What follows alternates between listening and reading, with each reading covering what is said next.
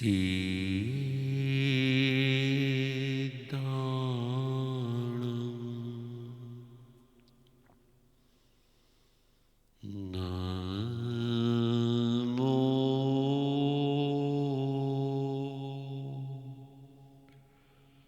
आर्याणं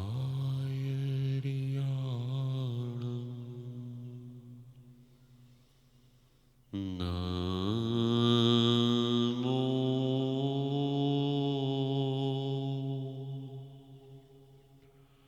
ओवज्रायाणं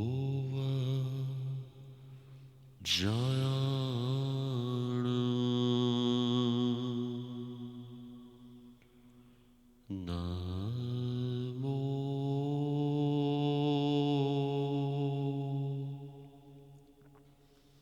लोये सौव शाहुणं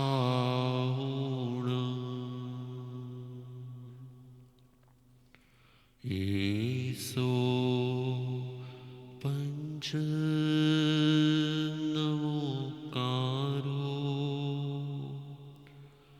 सौव पावपणाशणो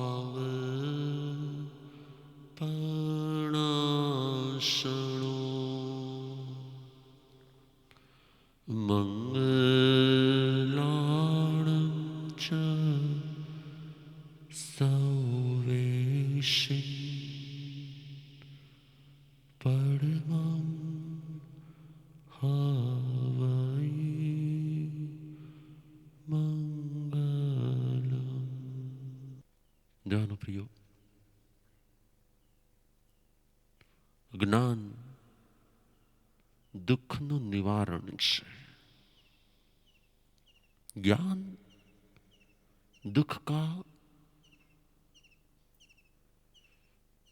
निवारण करने के लिए दुख मुक्ति का उपाय है।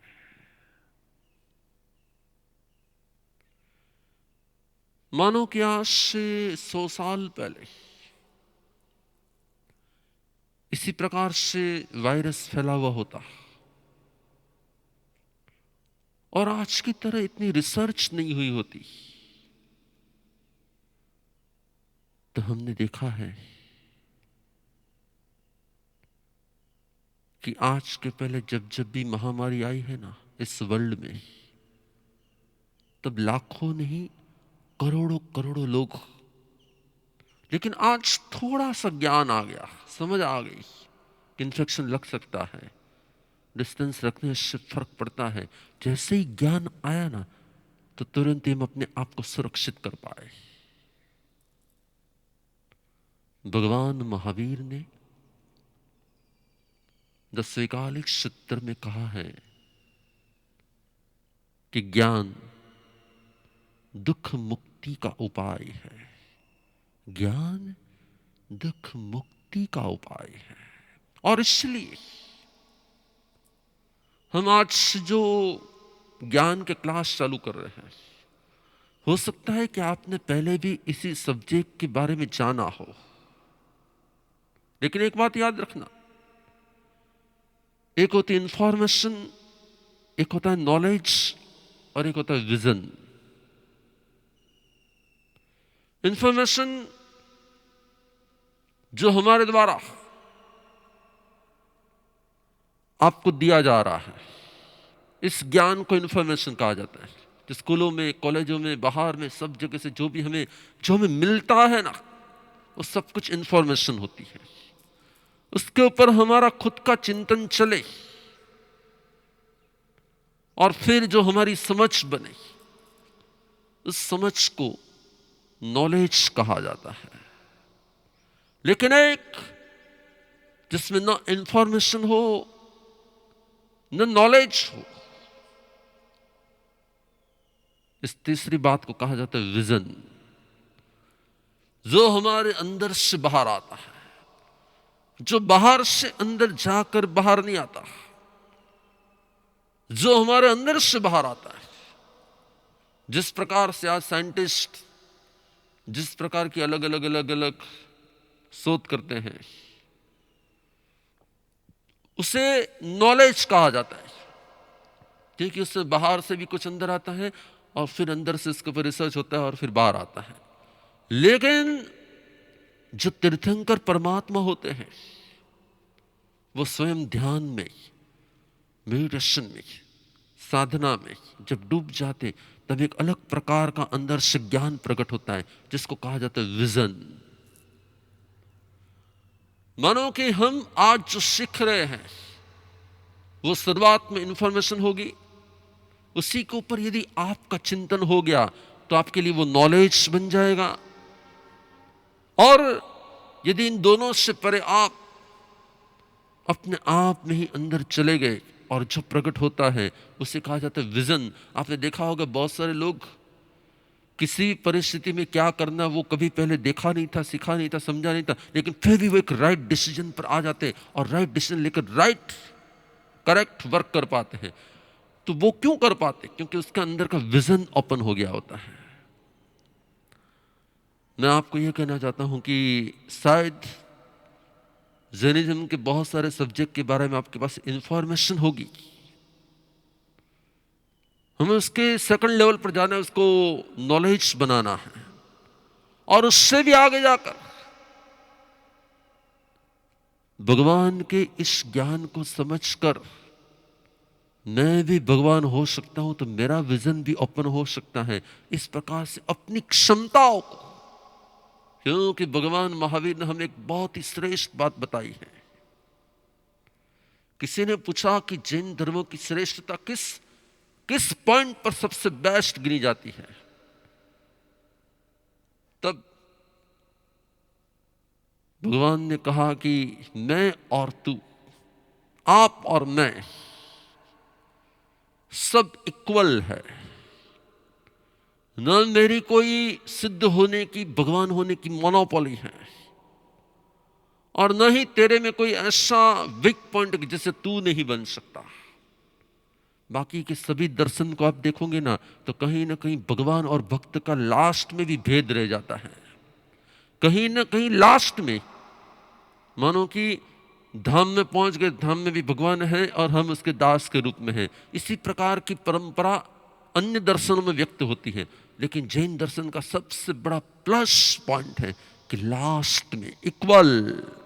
क्या इक्वल?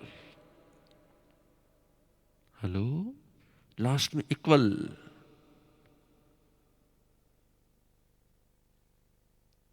तो ये जो सिद्धांत है, ऐसी बहुत सारी बातें हमें सीखने मिलने वाली है। आज से हम ये कोर्स चालू करें उसके पहले 2 मिनट के लिए, 2-3 मिनट के लिए एक विनयी भाव को प्रकट करते हैं।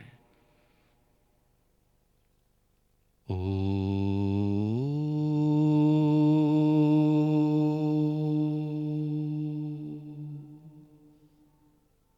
बोलो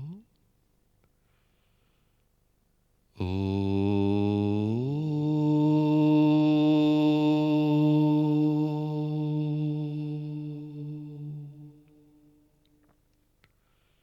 हे परमात्मा,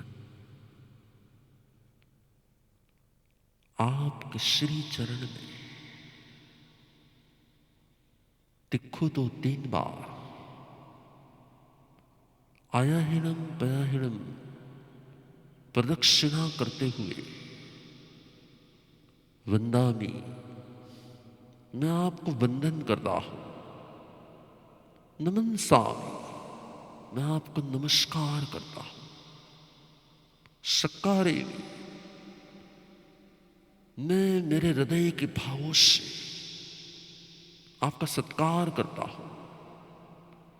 सम्मानेमि, मैं आपको मेरे मन वचन काया के योग अर्पण करके आपका सम्मान करता हूं।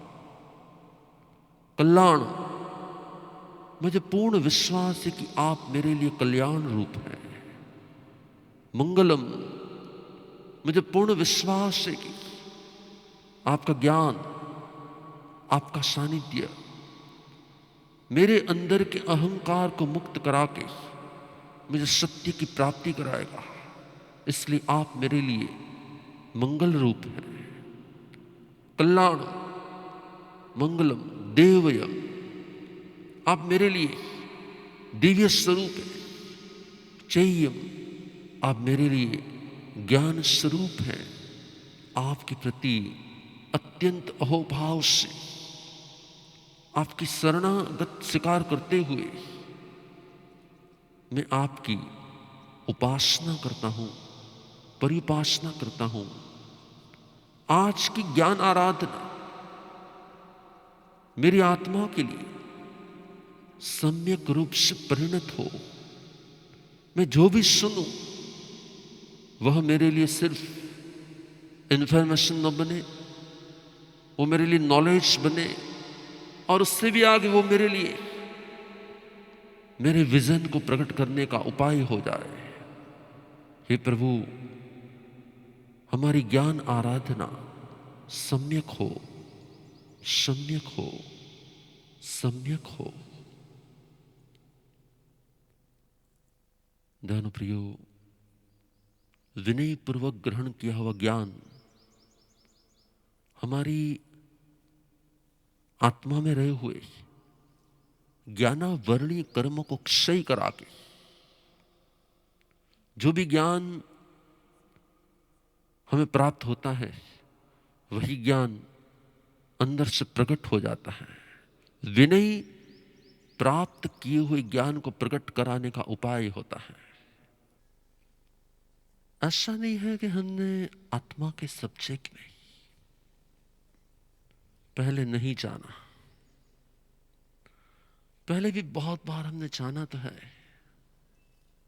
लेकिन सबसे बड़ा बिग पॉइंट ये होता है, एक हमारे पॉकेट में मनी होते हैं और एक हमारे हाथ में मनी होते हैं।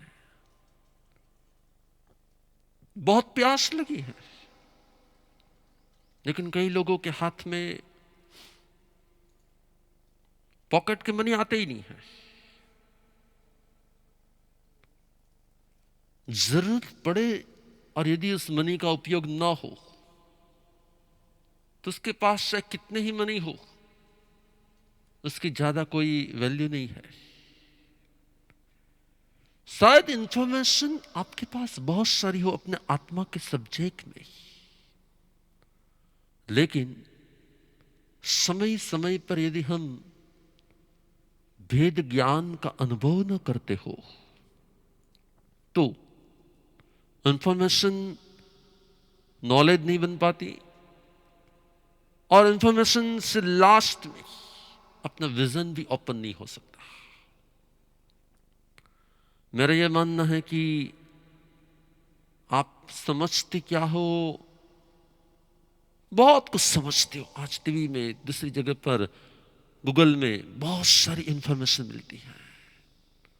हम समझते क्या है, इसका महत्व जितना है उससे भी ज्यादा उस समझ को अप्लाई कितना करते हैं उसका महत्व है। तो मेरा सिर्फ आपको यह कहना है कि हम आत्म तत्व के बारे में समझे। सबसे पहला विचार क्या आना चाहिए? सबसे फर्स्ट आपके अंदर में अपने सेल्फ के लिए एक वो विचार आना चाहिए कि मैं जो हूं उसी के बारे में मुझे समझाया जा रहा है। हेलो, जो मैं हूं उसी के बारे में मुझे समझाया जा रहा है। ये क्या बात होती है?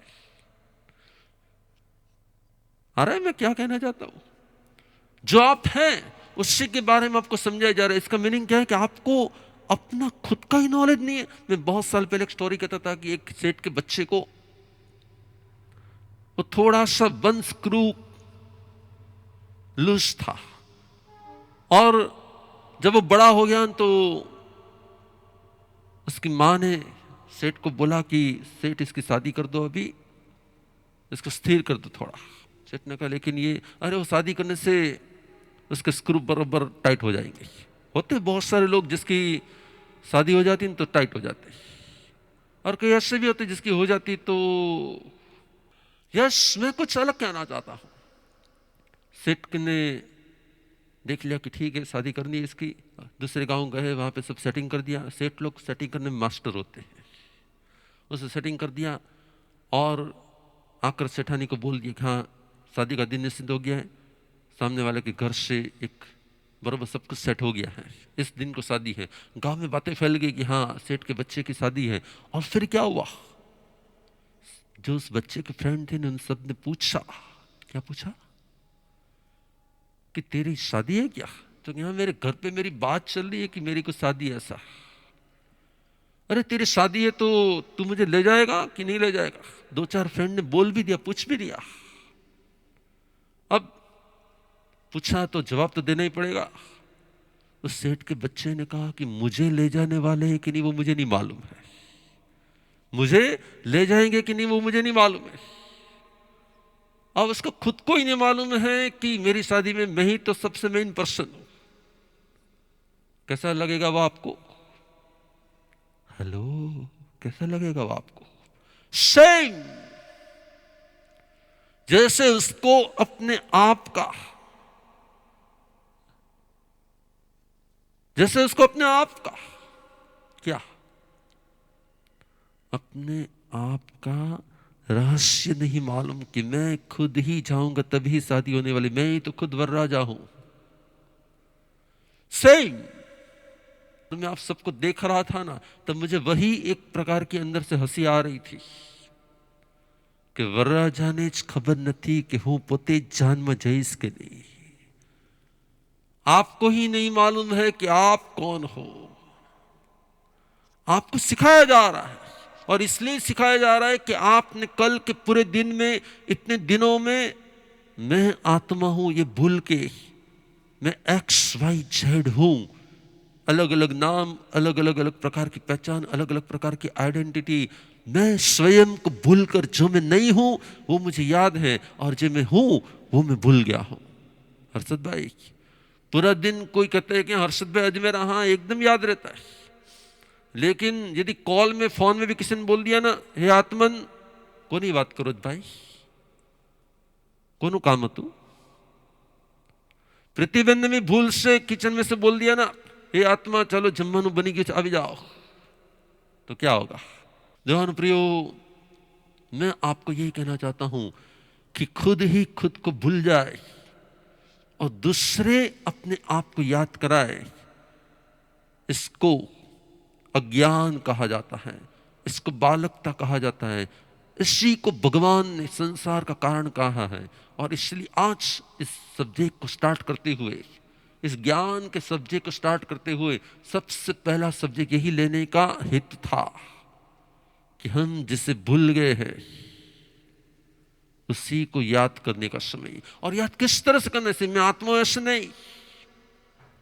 हम लोग बहुत बार कहते हैं इसको कि मैं आत्मा हूं, ऐसा क्लास लेने के बाद कोई बस में गया, कंडक्टर ने बोला टिकट, कहां जाना है?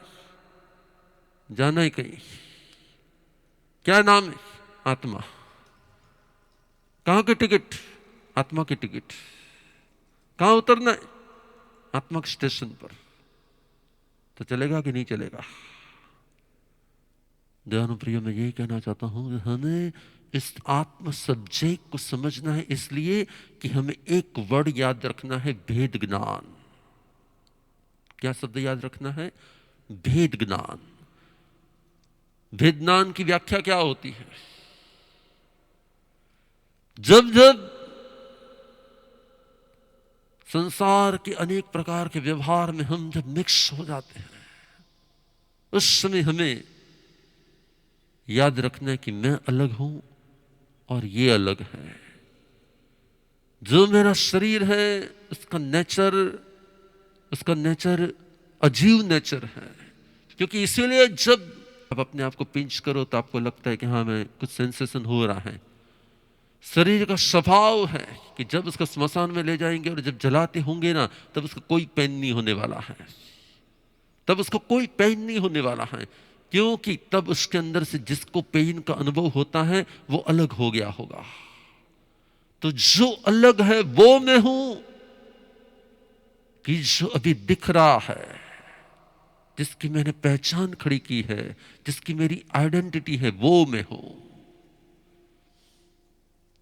भगवान ने कहा धर्म की शुरुआत वेद ज्ञान से होती है, क्योंकि जगत के अनंत जीव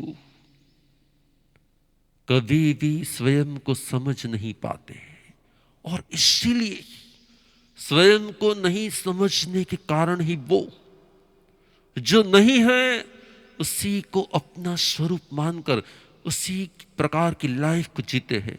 जो मैं नहीं हूं वो मैं हूं, इसलिए मुझे आहार, भय, मैथुन, परिग्रह, सभी प्रकार के अनुभव होते हैं। लेकिन जिस दिन मेरे अंदर से ये भेद ज्ञान प्रकट हो जाता है, पूर्ण रूप से अनुभव में आ जाता है, तब जिसको अनुभव हुआ वो महावीर के कान में शायद किसी ने मार भी दिया तो भी महावीर को मालूम था कि यह अलग है, मैं अलग हूं। गस्सकुमाल के मस्तक पर किसी ने आग लगा दी तो भी गस्सकुमाल को मालूम था कि वो अलग है और मैं भी अलग हूं। जब वो भेद ज्ञान हो जाता है तब हम सेपरेट हो जाते, और सेपरेट हो जाते तब हम उस स्थान को प्राप्त कर सकते जहां पर सिर्फ आत्मा होती है। तो आज थी सेठ ना दिकरा बनसो कि सर्वज्ञ ना दिकरा बनसो। हेलो, सर्वज्ञ की संतान वो होती है जो स्वयं भी अग्न नहीं होती। चाहे वो सर्वज्ञ न हो फिर भी वो सामान्य ज्ञानी तो होती ही है, जो सर्वज्ञ की संतान होती है। और जो सेठ का बेटा होता है उसको खुद को ही मालूम नहीं होता कि मैं कौन हूं, मेरी शादी है तो मुझे ले जाएंगे कि नहीं ले जाएंगे। बस ज्यादा नहीं कहूंगा। सब्जेक्ट बहुत ही इजी था, और मेरे हिसाब से ये सब्जेक्ट समझना बहुत कठिन नहीं था। इससे थोड़ा बहुत आप समझे हुए थे, लेकिन बहुत सारे ऐसे भी लोग हैं जिन्होंने कभी भी आत्मा के बारे में कुछ ज़्यादा सुना ही नहीं था, उसके नेचर के बारे में कभी सुना ही नहीं था कि ये कंप्रेस हो सकता है, एक्सपांड हो सकता है, इसका कोई कलर नहीं होता है, इसका कोई जन्मदाता नहीं होता है, इसको कोई बनाने वाला नहीं होता, ये अनादि होता है। अलग अलग प्रकार के आत्मा के नेचर के बारे में आपको जो समझाया गया, शायद मेरे हिसाब से या तो आपकी समझ में था या आप उसके बारे में और डीप समझे हो। आज दो प्रकार की सिस्टम चल रही है। एक, आपको ये नॉलेज जूम लाइव के द्वारा दिया जा रहा है जिसमें मैं आप सबको देख रहा हूं, और एक यूट्यूब के ऊपर है जिसमें मैं उन लोगों को नहीं देख रहा हूं लेकिन वो लोग हम लोगों को देख रहे, सुन रहे, सब कुछ हो रहा है। आप में से जो जूम लाइव पर है उन सबको मैं देख रहा हूं, आप भी मुझे देख रहे हो, और जो यूट्यूब पर है, लाइव पर है, वो मुझे देख पा रहे, मुझे सुन पा रहे, समझ पा रहे, लेकिन मैं उसे नहीं देख पा रहा हूं। लेकिन एक ह्यूमन साइकोलॉजी होती, गुरुदेव मारे तुम्हारी सामे आऊच, तो सब हिमानी को भी लगता है कि हाँ गुरुदेव मुझे देखे, विक्रम वोरा को भी लगता है हाँ गुरुदेव मुझे देखे, सबके मन में होता है कि ना गुरुदेव। लेकिन मेरी शर्त है, टर्म्स एंड कंडीशन। आज आपने जो कुछ भी सीखा, आज आपने जो कुछ भी सीखा है जूम लाइव पर या फिर यूट्यूब लाइव पर, यूट्यूब वाले को मैं कोई भी प्रकार के टर्म्स कंडीशन नहीं दे रहा हूं, वो आराम से सुने, वो आराम से ज्ञान को ले। लेकिन जिसको भी जूम लाइव में टुमारो आना है वापस, उससे आज हमारे द्वारा आपके अंदर में प्रक्षेप किया हुआ यह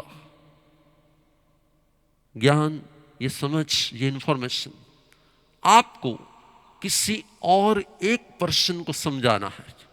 चाहे वो आपके घर के पर्सन जो अभी सुबह सुबह नहीं उठे उसको समझाना है, या फिर आपको किसी को कॉल पर समझाना है। लेकिन आप जब समझाते हो ना तब आपकी वीडियो उतरेगी, क्या बरोबर समझा पाते कि नहीं समझा पाते, और वो वीडियो हमारे नंबर पर आपको भेजना होगा। जिसके जिसके आज वो वीडियो आए होंगे उसी को कल जूम लाइव में एंट्री मिलेगी, उसके बिना उसको एंट्री नहीं मिलेगी। टर्म्स एंड कंडीशन, क्योंकि हम क्या सीखे हैं, बरोबर सीखते कि नहीं सीख रहे हैं, हम दूसरे को समझा पाते कि नहीं समझा पाते, प्रभु के ज्ञान को हम फैला पाते कि नहीं फैला पाते, इसी के आधार पर हमारा विकास होता है। देवान प्रियो, प्रवचनों में क्या होता है कि लोग आते हैं, जाते हैं, बैठते हैं और बहुत सारी जगह तो प्रभाव ना लेकर चले जाते हैं। लेकिन नो, अभी हमको पूरा चेंज लाना है। आज आपने इस सब्जेक्ट में जो कुछ भी सुना है, आपको किसी को समझाना है, आपको किसी को सिखाना है, आपको किसी को बताना है, आपको किसी को यही बातें, इसी आत्म तत्व का बोध देना है। ओके, हम रोज इसी प्रकार से लाइव में आते रहेंगे और आपको समझाते रहेंगे। अब 5-10 मिनट के लिए क्वेश्चन आंसर्स चलेंगे और फिर कार्यक्रम फिनिश होगा। भूपेंद्र भाई दोषी को कुछ प्रश्न पूछना है, आप पूछ सकते हो। મારો એક સવાલ છે સાહેબજી, કે કર્મ જે કરે છે શરીર કરે છે કે આત્મા કરે છે? કર્મ ન શરીર કરે છે ને આત્મા કરે છે. કર્મ શરીર અને આત્માનું કોમ્બિનેશન કરે છે. તો આત્મા ખાલી કેમ ભોગતા છે? આત્મા ક્યારેય એકલો ભોગતા હોતો જ નથી. આત્મા જ્યારે જ્યારે શરીરમાં હોય છે ત્યારે જ ભોગવે છે. સાથે બાંધ્યા છે એટલે સાથે જ ભોગવવાના હોય છે. શરીર બદલાઈ શકે છે. શરીરની વ્યાખ્યા અમારી એવી છે કે પૂદગલ તે શરીર છે. પૂદગલ એટલે મટીરિયલ.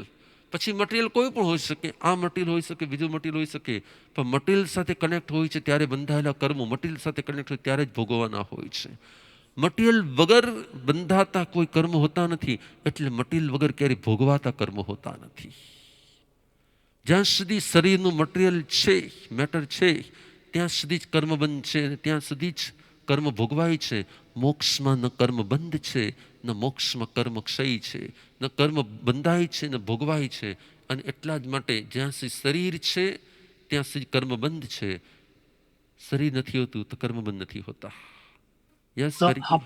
આપણે સાહેબ જેમ કહીએ છીએ કે આત્માની સાથે કર્મ આપણા જો કંઈ કરેલા હોય એ આત્માની સાથે જાય છે, અને જ્યારે આપણે એક શરીર છોડીને બીજા શરીરમાં પ્રવેશ કરીએ છીએ યસ યસ, ત્યારે બરોબર આપણા છે. કર્મો આપણે ભોગવવા પડતા હોય છે. યસ, બરોબર છે કે આત્મા એનો એ જ રહે છે, मटेरियल बदलाता रही है. आत्मा वो का वही रहता है, मटेरियल बदलाता रहता है.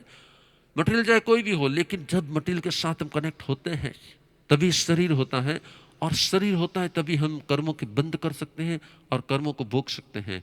यहाँ से हम दूसरे जन्म में जाते, भले आत्मा जाता है, लेकिन आत्मा जब तक शरीर के साथ कनेक्ट नहीं होता तब तक कर्मों को भुगतना नहीं है. जब वो शरीर के साथ कनेक्ट हो जाए तभी कर्मों को भुगतना शुरू हो जाता है. Okay, relax. नेक्स्ट, मनस्वी पंचमिया, कोलकाता.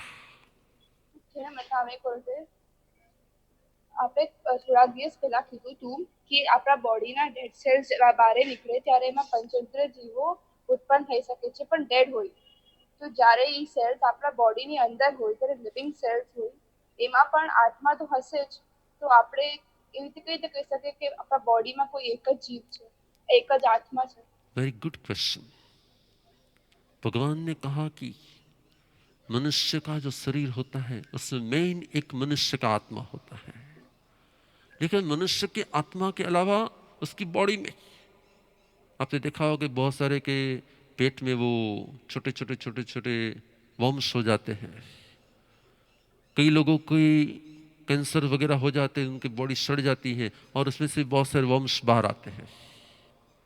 तो हम ये नहीं कहते कि मनुष्य का शरीर में एक ही आत्मा होता है. हाँ, मनुष्य के शरीर में मनुष्य रूप का एक ही आत्मा होता है, लेकिन बाकी एकेंद्रीय, बेंद्रीय, तेंद्रीय, चौरेंद्रीय प्रकार के अलग अलग प्रकार के बहुत सारे आत्मा होते हैं और रहते भी हैं. जैसे किसी को जलोदर नाम का कोई डिसीज हो जाता है तो उसके पेट में पानी भर जाता है. जब वो पानी भर जाता है ना, तो भगवान महावीर ने कहा कि वो पानी सचेत पानी होता है, अचेत पानी नहीं होता है, उसमें भी जीव होता है. तो मनुष्य रूप का आपका एक ही आत्मा होता है, लेकिन मनुष्य के सिवाय आपके अंदर में बहुत सारे आत्मा होते हैं. जब पोटैटोस के अंदर में क्या होता है, पोटैटोस के अंदर में जो पोटैटो के आत्मा होते हैं वो एक ही आत्मा नहीं होता है, अनंत आत्मा एक साथ में पोटैटो रूप में ही होते हैं. मनुष्य के शरीर में मनुष्य का रूप का एक ही आत्मा होता है, लेकिन पोटैटोस के शरीर के अंदर में पोटैटोस के रूप में अनंत आत्मा होते हैं। जैसे शरीर एक होता है और आत्मा अनंत होते हैं, मनुष्य में शरीर एक होता है और आत्मा भी एक होता है मनुष्य रूप का। Okay, Vineet Parekh, France. મથેણ વંદામી ગુરુદેવ. ગુરુદેવ, આજે સમજાવ્યું કે આત્મામાં ઘણી બધી ક્વોલિટીઝ હોય છે, પણ ફોર એક્ઝામ્પલ અગર આપણી સામે બે મનુષ્યના આત્મા છે, આપણે એને જોઈ નહીં શકીએ, પણ આપણે એ બે આત્મામાં ડિફરન્શિએટ કેવી રીતે કરી શકીએ? यस, आत्मा हमेशा के लिए दो प्रकार की स्थिति वाला होता है। एक कर्मों के उदय के अनुसार और एक जन्म जन्म के संस्कारों के अनुसार। जिस प्रकार के कर्मों का उदय होता है उसी प्रकार के आत्मा के व्यवहार होते हैं, भाव होते हैं, बिहेवियर होते हैं, और या फिर पास के जन्म के जो भी संस्कार होते हैं उसी के अनुसार वर्तमान में उसकी स्थिति होती है। तो दोनों ही प्रकार के आत्मा की स्थिति अलग अलग होती है। हाँ, आत्मा आत्मिक मटेरियल के रूप में जितने भी आत्मा है इस वर्ल्ड में, अनंत ही अनंत आत्मा, चाहे वो मोक्ष में रहे हुए सिद्ध परमात्मा का आत्मा, या फिर अपना आत्मा, या फिर चीटी का आत्मा, या फिर नरक के नारकी का आत्मा, या फिर किसी भी जीव का आत्मा, आत्मा के रॉ मटेरियल के रूप में, आत्मा प्रदेशों के रूप में सभी के आत्मा समान होते हैं। लेकिन कर्मों के उदय के कारण, आत्मा के अलग अलग जन्मों के व्यवहार और बिहेवियर के कारण, उसके अंदर में रहे हुए संस्कार के कारण आत्मा अलग अलग होते हैं। बाकी आत्मिक मटेरियल के रूप में सभी आत्मा एक ही प्रकार के होते हैं। अंडरस्टैंड? થેન્ક યુ ગુરુ. તમે જી. મિત મહેતા, રાજકોટ. મથેણ મંદાવી ગુરુદેવ. આત્મા જ્યારે બોડી છોડે ત્યારે તરત જ બીજા શરીરમાં વયું જાય કે પછી દર વખતે એવું? भगवान ने कहा कि मृत्यु और जन्म के बीच में एक समय, दो समय, तीन समय, एक्सट्रीम फोर्स में 4 समय से ज्यादा टाइम नहीं लगता है। समय किससे कहते हैं? तो कि किसी कपड़े को फाड़ा जाए तो 1 सेकंड में ऊपर से नीचे तक का फट जाता है, आपने देखा होगा। लेकिन जब तक ऊपर का एक तंतु नहीं टूटता तब तो उसके नीचे वाला तंतु नहीं टूटता, उसके नीचे वाला तंतु नहीं टूटता, उसके नीचे वाला तंतु टूटता ही नहीं टूटता है। तो एक तंतु को टूटने में अब 1 सेकंड में पूरा कपड़ा फट गया है, लेकिन एक के बाद एक तंतु को टूटने में बहुत सारी मिली सेकंड्स लगती है। भगवान ने कहा 1 मिली सेकंड में असंख्य समय होते हैं। 1 मिली सेकंड में भी असंख्य समय होते हैं। और ऐसे 1 समय, 2 समय, 3 समय, 4 समय, 4 समय में आत्मा यहां से डेथ और वहां पर बर्थ ले लेती है। ज्यादातर तो आत्मा को एक ही समय लगता है। आप एक बार आंख की पलक लगकर खुलो ना, उसमें असंख्य समय होते हैं। जैसे 1 सेकंड में बहुत सारी मिली सेकंड होती है, उसी प्रकार से 1 मिली सेकंड में बहुत सारे असंख्य समय होते हैं। उसमें से 1 समय, 2 समय, 3 समय और 4 समय में तो आत्मा दूसरी जगह जन्म लेता है। कहीं पर भटकता नहीं है, कहीं पर भूत बनता नहीं है। भूत बनकर वो कहीं कहीं भटकता है, ऐसा कुछ होता नहीं है। भटकती आत्मा जैसा कुछ नहीं होता है। यहाँ से जन्म हो, यहाँ से डेथ होती, वहां पे जन्म हो जाता है। ओके। विधि कामदार, कोलकाता। ગુરુદેવ, મથેણ વંદામી ગુરુદેવ. ગુરુદેવ, આપણો જે આત્મા છે એ કયો સ્ટેટ ઓફ માટે છે? સોલિડ છે, લિક્વિડ છે, ગેસ છે? યસ, આત્મા નથી લિક્વિડ, નથી સોલિડ, નથી ગેસ. આત્મા છે ઓનલી વેવ્સ. આત્મા છે ઓનલી વેવ્સ. ઓકે. અને ગુરુદેવ, શરીરમાંથી આત્મા અલગ થઈ શકે? आत्मा और शरीर, एक मृत्यु जब होता है, डेथ होती तब अलग होता है। और जब भगवान ने कहा कि 7 ऐसी स्थिति होती है जब आत्मा शरीर से अलग होता है, जिसको जैन दर्शन में कहा जाता है समुद्घात, समुद्घात, शरीर होते हुए भी शरीर से बाहर निकलना, जीवन होते हुए भी जीवन में आत्मा को शरीर से बाहर निकलना, इसको समुद्घात प्रोसेस कहा जाता है। इसका एक एग्जाम्पल है, जब आप एक्सट्रीम गुस्से में आ जाते हो ना, तब आपका शरीर आपके एंगर को सहन नहीं कर पाता, और उस समय ही आपकी बॉडी में से आपका आत्मा थोड़ा सा बाहर निकलता है, और जब वो बाहर निकलता है उसको जैन दर्शन की भाषा में इसको कहा जाता है कसाई समुद्घात।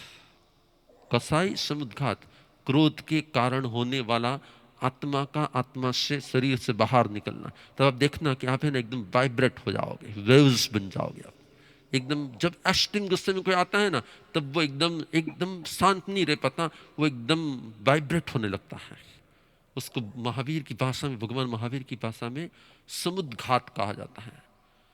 जैसे जब आपको कोई एक्सट्रीम पेन होता है बॉडी में, तब भी आप वाइब्रेट हो जाते हो, तो उसको कहा जाता है वेदनीय समुद्घात, कसाई समुद्घात। किसी की डेथ होने वाली होती है ना, तब आपने देखा होगा उसकी सांस बढ़ जाती है और धीरे धीरे धीरे धीरे वो वाइब्रेट होना शुरू हो जाता है। तो ऐसी अवस्था को कहा जाता है मारणांतिक समुद्घात। जब किसी के पास ऐसी एनर्जी हो तो अपनी बॉडी में से दूसरी बॉडी बना के बाहर जाके कहीं घूम के वापस आ सकता है, इसको कहा जाता है वैक्रीय समुद्घात। जो देवलोक के देवों के पास भी होते हैं और कई ऐसे स्पेशल मनुष्य के पास भी होता है। तो ऐसे जो अलग अलग प्रकार के, ऐसे अलग अलग 7 प्रकार की सिस्टम होती है जब आत्मा शरीर से बाहर निकल सकता है, अपनी इच्छा से भी निकल सकता है और अपनी इच्छा के बिना भी निकल सकता है। लेकिन मृत्यु के समय में संपूर्ण आत्मा बाहर निकल जाता है। ये जब समुद्घात होते हैं तब आत्मा बाहर तो निकलता है, फिर भी शरीर के साथ कनेक्शन होता है।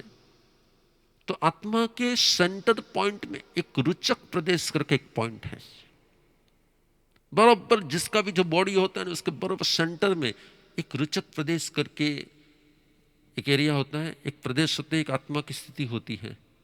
वो कभी भी बॉडी से बाहर नहीं निकलते। जब वो बॉडी से बाहर निकलते उसी को डेथ कहा जाता है, और जब तक वो बॉडी में रहते तब तक लाइफ कहा जाता है। तो जब गुस्से के कारण या किसी पेन के कारण हमारी आत्मा शरीर से बाहर निकलती है, तब थोड़ी सी आत्मा बाहर निकलती है, लेकिन संपूर्ण आत्मा बाहर नहीं निकलती। उसके जो रुचक प्रदेश होते हैं बाहर नहीं निकलते। यदि वो रुचक प्रदेश भी बाहर निकल जाए तो फिर उसको डेथ कहा जाता है। अंडरस्टैंड? आपने इस बात को पहले कब जाना था निकुंज भाई? ये बात को आपने पहले कब सुना था? सुना था कभी? नहीं। मैं आपको यही कहना चाहता हूं कि आप लोगों के लिए ये नॉलेज क्लास आपके ज्ञान को बढ़ाएगा, जैनिज्म के डीप नॉलेज तक आपको हम ले जाएंगे। आज तो पहला दिन था इसलिए हमने बहुत डीप नहीं ले गए थे, लेकिन धीरे धीरे धीरे हम आपको डीप नॉलेज भी देना चाहते हैं। और हम ये भी चाहते हैं कि आप सिर्फ सुनो नहीं, आप किसी को समझा सको, आप किसी को पढ़ा सको, आप जैनिज्म का नॉलेज दे सको, आप भगवान के ज्ञान को लोगों तक पहुंचा सको। इतना आपको पुरुषार्थ करना है। रितेश देसाई मुंबई से क्वेश्चन पूछ रहे हैं। મત્યાનમ મંદામે ગુરુદેવ. ગુરુદેવ આપણે જે મારી પાસે 2 ક્વેશ્ચન છે. પહેલો ક્વેશ્ચન પેલા ભાઈએ જે પૂછ્યું હતું જેનો તમે જવાબ આપ્યો કે આપણે મેક્સિમમ 4 સમયમાં આત્મા બીજી બોડીમાં પ્રવેશ કરી જાય છે. તો ગુરુદેવ આપણે આટલી બધી જે હોરર સ્ટોરીઝ સાંભળીએ છે, લો ઓફ સ્પિરિટ કરીને જે આપણે સાંભળીએ છે કે બધા હેરાન થતા હોય છે, ઈ કેવી રીતે? Okay okay okay done. दोनों प्रियो, भगवान महावीर ने कहा कि जब भी यहां से मृत्यु होता है तब 4 प्रकार की गति होती है। नरक गति, तिर्यंश गति, मनुष्य गति और देव गति। कोई नरक गति में जन्म लेता है, कोई तिर्यंश गति में जन्म लेता है, कोई देव गति में जन्म लेता है और कोई मनुष्य गति में जन्म लेता है। जो देव गति में जन्म लेते हैं वो 4 प्रकार के देवों में जन्म लेते हैं। वनपति, व्यंतर, ज्योतिषी और वैमानिक। जो वनपति प्रकार के देव हैं वो जमीन के नीचे रहते हैं। जो व्यंतर प्रकार के जीव हैं वो हमारे सामने वृक्षों में, जंगलों में, स्मशान में, ऐसी जगह पर रहते हैं। जो ज्योतिषी प्रकार के देव हैं वो सूर्य, चंद्र, ग्रह, नक्षत्र, तारा के रूप में आकाश में रहते हैं। और जो वैमानिक प्रकार के देव है उससे भी ऊपर देव के विमान में रहते हैं। तो जो व्यंतर प्रकार के देव हैं उसके 16 प्रकार हैं। भूत, पिशाच, यक्ष, रक्ष, किन्नर, किमपुरुष, इस प्रकार से 16 प्रकार के व्यंतर देव होते हैं। तो जो व्यंतर प्रकार के देव होते हैं वो हमारे आसपास में घूमते रहते हैं। जन्म से लेकर मृत्यु तक उनके पास अपने रहने के लिए कोई भी घर नहीं होता, कोई भी स्थान नहीं होता, कोई फिक्स जगह नहीं होती। इसलिए वो शून्य घरों में, जैसे किसी बंगले में कोई नहीं रहता है तो ऐसे घरों में रहते आराम से। किसी पेड़ के आसपास में कोई नहीं जाता है तो उसी पेड़ के ऊपर आराम से वो रहते, क्योंकि उसके पास अपने रहने के लिए कोई जगह नहीं है। तो जो ऐसी जगहों में रहते हैं ऐसे देव, उसका नाम है भूत, पिशाच वगैरह। तो वो भटकती हुई आत्मा नहीं है, लेकिन देव गति के देव है। लेकिन वो व्यंतर कक्षा के देव गति के देव है, इसलिए उनके पास बहुत सारे पावर्स होते हैं। आखिर तो वो देव है, इसलिए देव प्रकार के पावर्स होते हैं। वो यहाँ से वहाँ जा सकते हैं, उड़ सकते हैं, जा सकते हैं। उनका शरीर भी वैक्रीय टाइप का बॉडी होता है, जो आपको आगे स्टडी में आएगा कि वैक्रीय बॉडी कैसा होता है, किस प्रकार से बनता है, किस प्रकार की उसकी एक्टिविटी होती है। तो जो आपने जो कुछ भी सुना है कि उसकी मृत्यु हो गई, फिर वो वहीं पे भटकता था, वहीं पे होता था, तो आखिर में उसकी आत्मा नहीं भटकती है, उसका जन्म ही यंत्र कक्षा के देव में हुआ होता है। व्यय अंतर, जहाँ पे भी किसी का आना जाना ज़्यादा नहीं होता है, ऐसी जगह पर वो अपनी जगह बना दे और रहना शुरू कर दे, उसको व्यय अंतर देव कहा जाता है। डिस्टेंस, जहाँ पर लोगों का डिस्टेंस होता है, अंतर डिस्टेंस होता है, ऐसी जगह वो अपनी जगह वो बना लेते हैं।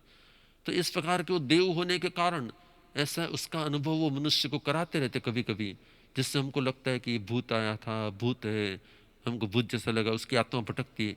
आत्मा किसी की कभी भटकती नहीं है। यहाँ से डेथ होती है, 4 समय में ही कहीं पर जन्म ले लेती है। Okay, understand? तो आपको क्लियर मैसेज समझ में आ गया होगा कि कोई एविल नहीं होता, कोई प्रकार का कोई आत्मा भटकती नहीं होती, लेकिन इस प्रकार के व्यंतर कक्षा के देव होते जो जन्म लेते हैं। Desai, okay, yes. जैन शास्त्रों में ऐसा आता है कि जब भी गौतम स्वामी या कोई भी भगवान महावीर को प्रश्न पूछने जाते थे, जब भी कोई गुरु के पास अपने शिष्य प्रश्न पूछने जाते थे, तब वो पहले पूछते थे, हे भगवंते, आपको साता है तो मैं प्रश्न पूछूं? और जब प्रश्न का समाधान मिल जाता था तब वो कहते थे, एवं मेम बनते, तहम एम बनते, अवितहम एम बनते। यदि उसको सेटिस्फेक्शन हो जाता था तब वो कहते थे, आई एम सेटिस्फाई, ऐसा ही है, आपने जो कहा है उसको मैं एक्सेप्ट कर रहा हूँ। इसको मैं इंग्लिश ट्रांसलेट कर रहा हूँ, एवं एम बनते, तहम एम बनते, आई ट्रस्ट यू। तो शायद आपको वो सब कुछ वर्ड आए कि ना आए, लेकिन हम जब भी कोई आंसर दे, यदि आप सेटिस्फाई है तब सिर्फ जी कह के भी संपन्न करेंगे। यदि आप सेटिस्फाई नहीं है तो आप उसी क्वेश्चन को दूसरी बार अलग तरीके से पूछ लेंगे, क्योंकि हमारा व्यवहार है, हमारा भाव है कि आपके द्वारा पूछे हुए किसी भी क्वेश्चन का आंसर आप जब तक सेटिस्फाई ना हो तब तक देते रहना। ओके, नेक्स्ट आ रहे हैं केतन भाई वोरा, दिल्ली से। वाह, बहुत दिनों के बाद मिलोगे केतन भाई।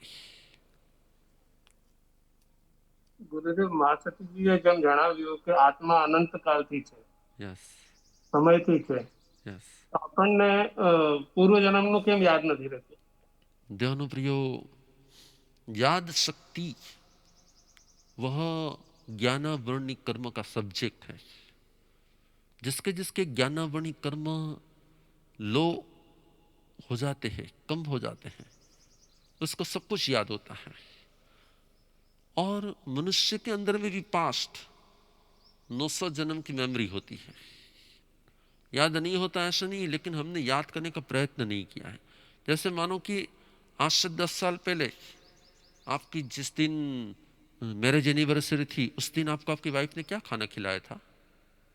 केतन भाई, आपको क्या खाना खिलाया था? याद रखा नहीं है कि याद है नहीं?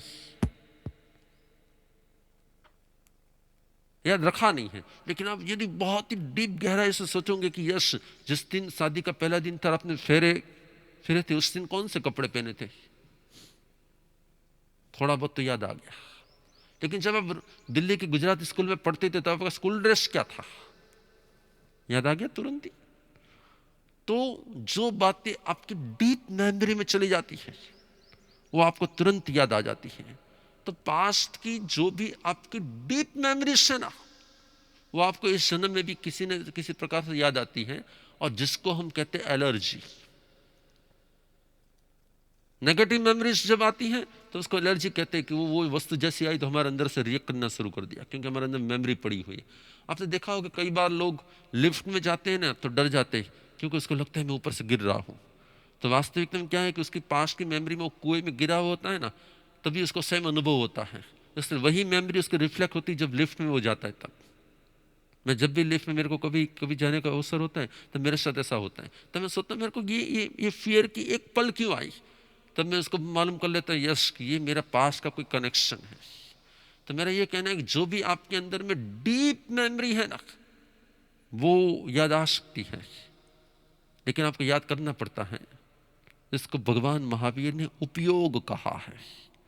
जब आप किसी भी चीज को याद करते हैं तब उसी के बारे में कॉन्सेंट्रेट हो जाते हैं, तब आपको याद आ जाता है।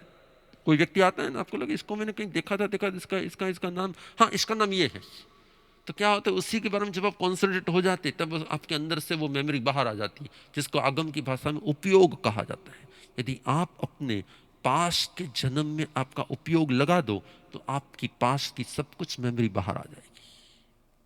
Okay, understand, clear? वाह। यूएसए से नितिन भाई को क्वेश्चन पूछना है। મંદાને ગુરુદેવ जी ગુરુદેવ મારો પ્રશ્ન અહીં હતો કે જ્યારે આત્મા એક શરીરમાંથી બીજા શરીરમાં જાય છે તો એ સંસ્કાર લઈને જાય છે, यस તો આ ભાવમાં જ્ઞાન ને હું સંસ્કાર કઈ રીતે બનાવી શકું? Very good. जो ज्ञान आपकी डीप मेमोरी में चला जाएगा वो अगले जन्म के लिए आपका संस्कार हो जाएगा। एग्जाम्पल, जब भी आप खाना खाते हो उस खाने की प्रतिलेखना करके खाना खाओगे, इसमें कोई जीव जंतु तो नहीं है ना, कुछ नहीं है ना, ऐसी प्रतिलेखना करके आप खाते जाओगे, धीरे धीरे धीरे धीरे वो आपका संस्कार हो जाएगा, जतना का संस्कार हो जाएगा। जब भी आप कहीं बैठोगे और देख के बैठोगे ना तो आपको धीरे धीरे धीरे धीरे वो ज्ञान, वो समझ आपका संस्कार बन जाएंगे। मैं आज भी जब भी आगम के पुस्तक खोलता हूं ना तो मुझे पहले से इसमें यह आएगा ना, वो अंदर से ही एक आवाज आ जाती है, क्योंकि हमने पहले भी ज्ञान के पुस्तकों को, आगमों को बहुत डीपली पढ़ा होगा, समझा होगा, सीखा होगा। मैं आज भी जब भोजन लेता हूं ना तो मैं भोजन की चीजों को एक बार तो चेक कर लेता हूं। अभी थोड़े दिन पहले ही जब मैं भोजन ले रहा था, गोची कर रहा था, तो अचानक उसमें से कॉकरोच निकला। मैं शायद उसे खा ही जाता, लेकिन मेरा जो नेचर था ना चेक करके खाने का, उसके कारण मुझे तुरंत ही रियलाइज हो कि नहीं ये है, जिसका आगम में प्रतिलेखना कहा जाता है। प्रतिलेखना एक प्रकार का ज्ञान का ही व्यवहार है।